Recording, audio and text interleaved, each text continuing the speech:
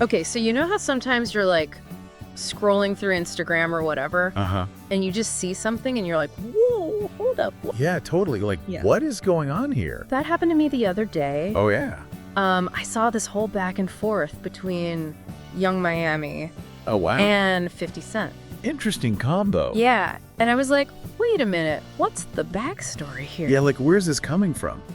So I started digging and realized there's actually a lot to unpack here. I bet it's not just a random social media spat. Right, like there's some real history and context that we need to understand. For sure. I mean, both Young Miami and 50 Cent, they've got their own, public personas and histories. Exactly. Yeah. So this deep dive, we're going to break it all down. That's good. I'm ready. So it all kind of started with this interview Young Miami did with The Shade Room. Okay. It was on Wednesday, March 12th. Gotcha. And she was asked about, potentially dating various people. Makes sense. And when 50 Cent's name came up, she was pretty clear about, how she felt, and it really kind of set off everything that came after. I see. So this was like the catalyst. Pretty much. Okay. Yeah. So what exactly did she say about 50 Cent? Well, she said, and I'm quoting this directly, "I fuck with 50.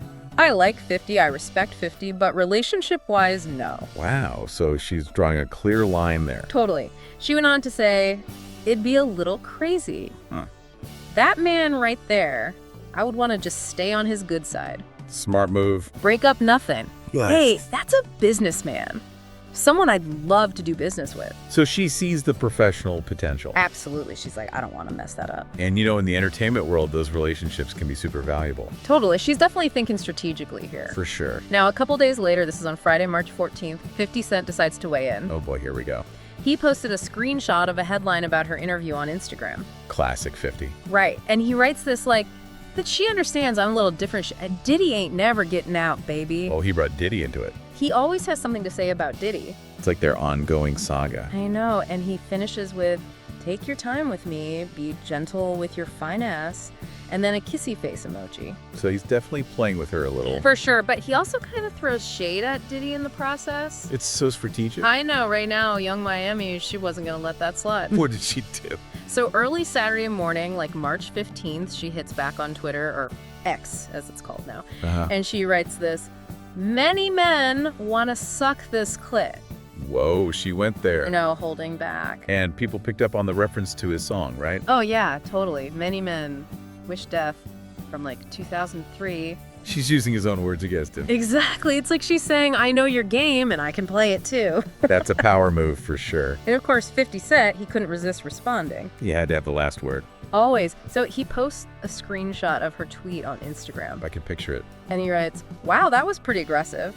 Many men want to suck this sklit.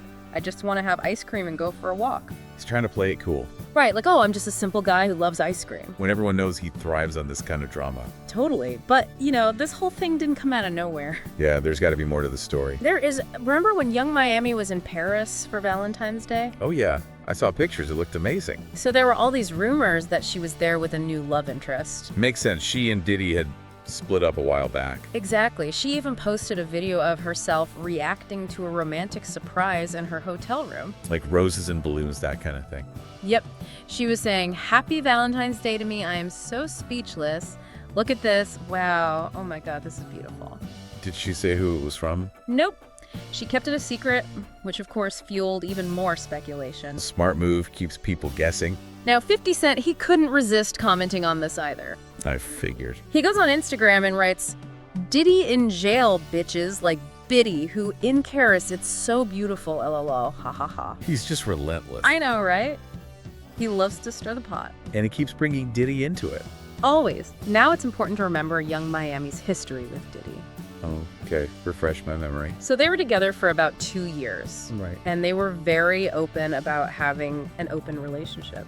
Wow, that's unusual for celebrities to be so public about that. It was, and during that time, Diddy actually had a child with another woman. So things were clearly complicated. Definitely Young Miami announced their separation back in April of 2023. Gotcha. And later she made a post referring to them as Bobby and Whitney.